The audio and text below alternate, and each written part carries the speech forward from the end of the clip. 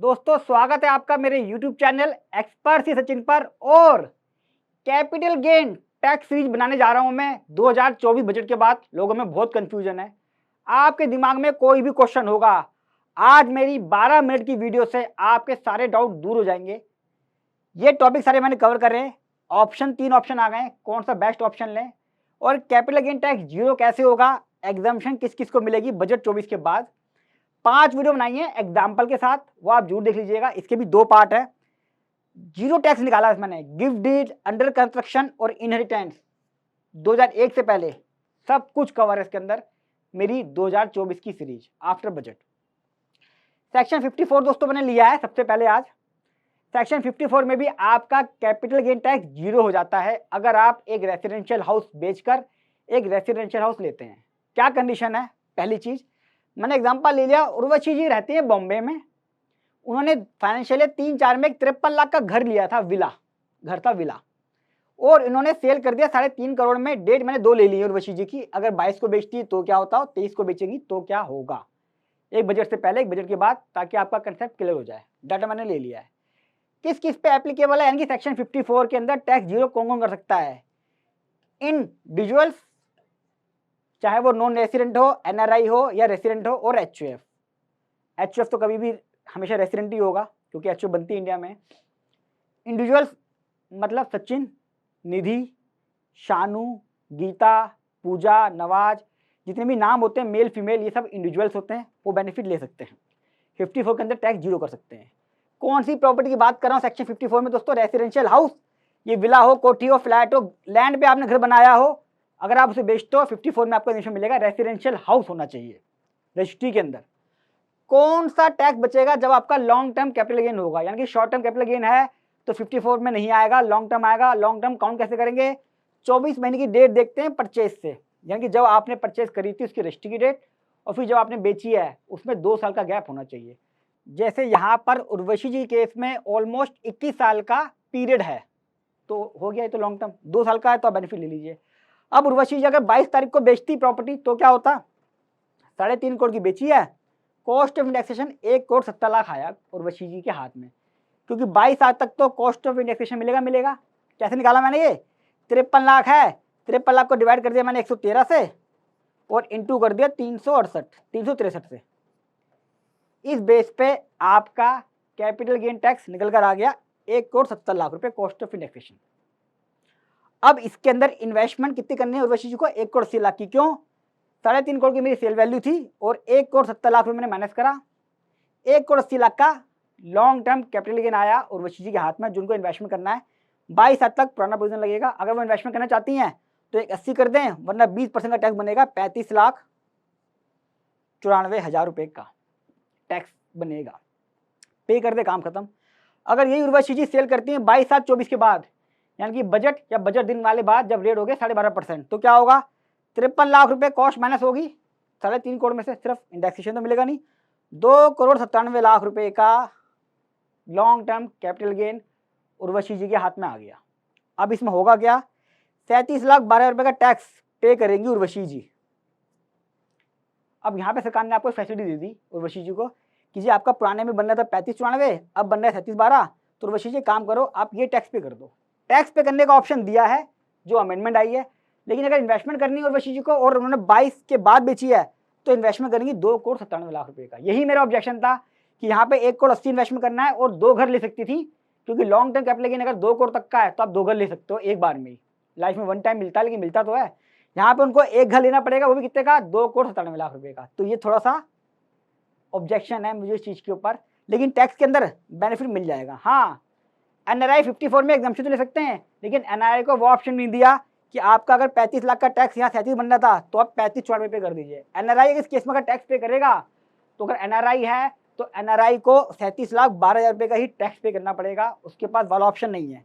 जो ऑप्शन मिला है कि पुराने में वो कम में जो कम हो वो जमा कर दीजिए, वो सिर्फ रेसिडेंट को मिला है। नॉन रेसिडेंट या एनआरआई या ऑर्डिनरी नॉन रेसिडेंट को बेनिफिट नहीं दिया गया वाला। अब मैंने एक रेसिडेंशियल हाउस बेच दिया, मुझे लॉन्ग टर्म कैपिटल गेन हो गया। अब मुझे कहाँ इन्वेस्टमेंट करना है वो बड़ा जरूरी समझना। सारी कंडीशन एक साथ फुलफिल करनी है जो मैं बता रहा हूँ। जब आप एक घर बेचते हो, सरकार ने बोला आप एक रेसिडेंशियल हाउस खरीद ले, आप विला ले लें, कोठी ले लें, फ्लैट ले लें, लैंड खरीद के घर बनाने चल जाएगा, लेकिन घर पक्का होना चाहिए, किचन होना चाहिए, टॉयलेट बाथरूम होना चाहिए, बिल्टअप एरिया ठीक ठाक होना चाहिए और घर रहने लायक होना चाहिए। एक केस आया था, उसने क्या करा, 2000 गज जमीन ले ली, उसके ऊपर एक टेम्परेरी शेड बना दिया कि भैया घर की खरीदनी जमीन थी इसको, उसने जुगाड़बाजी कर लिया, इंस्पेक्शन हो गई, पकड़ा गया और पूरा टैक्स लग गया। तो ये काम ना करें। सरकार का मानना है घर होना चाहिए, रहने लायक होना चाहिए, बिल्टअप एरिया ठीक ठाक होना चाहिए। कौन सा अमाउंट इन्वेस्टमेंट करना है, purchase amount, stamp duty, brokerage, ये सब काउंट होता है। ब्रोकरेज तभी काउंट होगा जब आपने पक्के में पेमेंट करी हो और आपके पास उसका इनवाइस हो ब्रोकरेज का। कौन सा अमाउंट खर्च करना है, जैसे यहाँ पे 1 करोड़ 80 लाख लगाना था उर्वशी जी का, अगर वो 22 साल तक बेच देती तो 1 करोड़ 80 लाख में तीनों अमाउंट काउंट होंगे। 1 करोड़ 80 लाख रुपए खर्च कर दी इसमें, आपका टैक्स 0 हो गया। और अगर उर्वशी जी बेचती 22 के बाद, यानी कि बजट या बजट के बाद, तो उनको इन्वेस्टमेंट करना है 2.97। तो purchase price, stamp duty, brokerage इसी में से पे करेंगी और पूरा बेनिफिट ले लेंगे इसका।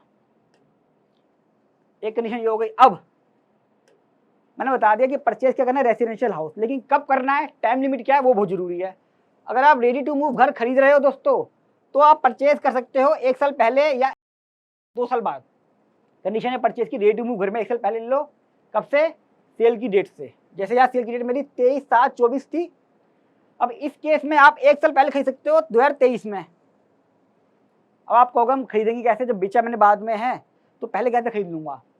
आप लोन लेके घर खरीद सकते हो, दोस्तों से पैसा लेके खरीद सकते हो, या कोई और प्रॉपर्टी बेची हो आपने, उसका पैसा यूज करा हुआ हो, तो सरकार कहती है 1 साल पहले घर ले लिया है तो आपका कैपिटल गेन टैक्स माफ हो गया, आपको दोबारा जो तो नहीं है। या 2 साल बाद 24/7/26, यहाँ से 2 साल ले लिए मैंने, ये लेना है। अब यहाँ पे एक बड़ा इंपॉर्टेंट पॉइंट है, जो लोग कंफ्यूज आते हैं। लोग कहते हैं मुझे 2 साल बाद तो घर खरीदना है, लेकिन पैसा अपने पास नहीं रखना है। जब उर्वशी जी ने 23/7/24 को बेचा तो ये फाइनेंशियल ईयर हो गया 24-25 फाइनेंशियल ईयर, ठीक है। इसकी आईटीआर उर्वशी जी की आईटीआर में भरूंगा 31/7/25 तक। तो उर्वशी जी को जो 1 करोड़ 80 लाख रुपए हुआ है या 2.97 हुआ है, अगर वो घर नहीं खरीदती हैं तो आईटीआर फाइलिंग 31/7 से पहले पहले, दोनों में से जो भी जल्दी हो सकता है मैं उनकी आईटीआर 15 जुलाई को भर दूं, 25 को। तो उनको 15 जुलाई 25 से पहले पहले 1 करोड़ 80 लाख, अगर 22 तक बेच दिया है, 22 के बाद बेचा 2 करोड़ 97 लाख रुपए कैपिटल गेन अकाउंट में जमा करना पड़ेगा और फिर घर खरीदना पड़ेगा 24/7/26 तक। तो 2 साल की लिमिट जरूर है दोस्तों, लेकिन आपको अपने पास पैसा नहीं रखना। आईटीआर फाइलिंग से पहले पहले या लास्ट डेट से पहले पहले कैपिटल गेन अकाउंट खुलवा के उसमें पैसा जमा करना है। बहुत ही टेक्निकल पॉइंट है, बहुत लोग गलती करते हैं इसमें, बहुत लोग गलती करते हैं। बहुत के मेरे पास जितने भी कॉल आए हैं हमेशा सब गलती करते हैं। अगर अंडर कंस्ट्रक्शन चाहते हो घर, तो आप 3 साल के अंदर अंदर, जब भी आप प्रॉपर्टी बेचो 3 साल में आप घर बनवा सकते हो। कौन सा घर बनवा सकते हो, डेट बता दूं। उर्वशी जी ने 23/7/24 को मान लो बेचा होता या 22/7 को बेचा होता, कोई फर्क नहीं पड़ेगा, बनवाने में 3 साल की लिमिट दोनों केस में है, बजट से पहले भी बजट के बाद भी। तो 24/7/27 तक, यहाँ 3 साल मैंने ऐड कर दिए। उर्वशी जी को घर बनवा लेना है। अब घर बनवाने का मतलब क्या है, लैंड लेके वो खुद घर बना सकती हैं, बिल्डर फ्लोर को किसी को पैसा दे सकती हैं, या सोसाइटी के अंदर जो अंडर कंस्ट्रक्शन प्लान होते हैं, डिमांड आती है, उसमें भी अंडर कंस्ट्रक्शन बुक करा सकती हैं। यहाँ पे भी कंडीशन क्या है, 3 साल का टाइम तो दिया है, लेकिन पैसा आपने अपने पास नहीं रखना है। यहाँ पे भी उर्वशी जी को आईटीआर ड्यू डेट से पहले पहले 1 करोड़ 80 लाख रुपए या 2.97 ये पैसा उर्वशी जी को कैपिटल गेन अकाउंट में जमा करना पड़ेगा। अब इसमें एक एग्जांपल देता हूँ मैं आपको। उर्वशी जी ने एक जमीन खरीद ली, 1 करोड़ 80 लाख का एग्जांपल ले लेता हूँ उर्वशी जी का, पहले वाला 22 वाला। उन्होंने 1 करोड़ की जमीन खरीद ली और घर बनाना शुरू कर दिया। यहाँ से जब मैं उनकी आइडिया भरने लगा 15 जुलाई को, मैंने चेक करके, उर्वशी जी आपने क्या क्या खर्चा कर दिया। उर्वशी जी ने कहा 1 करोड़ 80 लाख का कैपिटल गेन हुआ था सचिन जी, मैंने 1 करोड़ की जमीन ले ली और मैंने अभी 50 लाख खर्च कर दी कंस्ट्रक्शन में। तो उर्वशी जी के हाथ में कितना पैसा बचा हुआ है अभी, 30 लाख रुपए अभी भी हाथ में है। मैं कहूँगा उर्वशी जी 30 लाख रुपए कैपिटल गेन में जमा कराओ, वहां से पैसा लेके अपना घर बनाओ। यही केस अंडर कंस्ट्रक्शन में होगा। अगर बिल्डर फ्लोर है, आपने बिल्डर को जितने पैसे दे दिए उतना माइनस हो जाएगा, बचा हुआ पैसा आपको आईटीआर फाइलिंग से पहले पहले कैपिटल गेन अकाउंट में जमा करना पड़ेगा, वहीं से डीडी बन के बिल्डर के पास जाएगा, या अंडर कंस्ट्रक्शन जो कर रहे हो वहां करना पड़ेगा। आप अपने पास पैसा ये नहीं रख सकते, है ना टेक्निकल पॉइंट। वीडियो को लाइक कर दो, चैनल को सब्सक्राइब कर लो। सरकार ने कंडीशन भी रखी दोस्तों सेक्शन 54 में कि अगर अपना टैक्स तो हम आपका 0 कर रहे हैं, आपने प्रॉपर्टी में इन्वेस्टमेंट कर दिया, हमने आपका कैपिटल गेन टैक्स 0 कर दिया है, लेकिन कंडीशन क्या है, 3 साल तक आपको जो नई प्रॉपर्टी खरीदी है वो आपको होल्ड करनी पड़ेगी। जो नया घर आपने लिया, एक घर बेचा और उर्वशी ने एक घर ले लिया, या जमीन लेके जो घर बनवाया या अंडर कंस्ट्रक्शन जो घर बनवाया, उसको 3 साल के लिए होल्ड कर लो। 3 साल बाद आप जो मर्जी करो, हमें फर्क नहीं पड़ता, नहीं 3 साल होल्ड कर लो। सरकार की मंशा यही है कि लोग प्रॉपर्टी ज़्यादा खरीदे बेचे ना, ऐसा ना हो हमने बेनिफिट तो दिया लेकिन उन्होंने इसको बिजनेस बना दिया, धंधा बना दिया, टैक्स भी जीरो कर रहे हैं और धंधा बना दिया, प्रॉपर्टी ली खरीदी। ये था पार्ट 1 और पार्ट 2 के अंदर मैंने कैलकुलेशन बनाई दोस्तों, बड़ी इंपॉर्टेंट है, पार्ट 2 जरूर देखिएगा। और सेक्शन 54 के अंदर मैंने 3 पार्ट बनाया है। एक में बनाया कि एक घर बेच के कितने घर ले सकते हो, 4 घर बेच के 4 घर ले सकते हो, 10 करोड़ की लिमिट, 2 करोड़ की लिमिट, सारे एग्जाम्पल मैंने उसमें लिए हैं। तीनों वीडियो आपने देख ली, आप भी एक्सपर्ट बन जाएंगे सचिन जी के चैनल की तरह। वीडियो कैसी लगी दोस्तों कमेंट बॉक्स में जरूर बताइएगा। आपके बढ़िया अच्छे मैसेज मुझे मोटिवेट करते हैं इस तरह की और वीडियो डालने में, और रात को 12 बजे 1-2 बजे मैं आप लोगों के लिए कंटेंट लिखता हूँ ताकि आप हमेशा अपडेट रहें। किसी टॉपिक पे चाहते वीडियो बनाऊँ वो भी लिख दीजिएगा। आपकी कोई क्वेरी है, कोई डाटा है, कमेंट बॉक्स में डाल दीजिएगा, मैं आपको उसका रिप्लाई बना के दे दूंगा कि आप पे कितना कैपिटल गेन टैक्स लगता है और टैक्स कैसे बचेगा। और फर्स्ट टाइम आ रहे हैं, चैनल को सब्सक्राइब कर लें। इंडिया का इकलौता प्रैक्टिकल चैनल है जो आपको सिर्फ प्रैक्टिकल बातें बताता है डाटा के साथ। और जितना हो सके दोस्तों इसको शेयर कीजिएगा, व्हाट्सअप, फेसबुक, सब जगह। नया टॉपिक है, बजट के बाद लोगों में बहुत कन्फ्यूजन है, उल्टी सीधी वीडियो देख रहा हूँ मैं, डल नहीं है यूट्यूब पे भी, या लोग एडवाइस कर रहे हैं, ठीक से एनालाइज नहीं कर रहे। नॉन रेसिडेंट केस अलग है, रेसिडेंट का केस अलग है, कैलकुलेशन अलग है, बहुत चीज़ों का मिक्सचर इस बार हुआ है। तो सीए से जरूर कंसल्ट कर लें प्रॉपर्टी खरीदने और बेचने से पहले।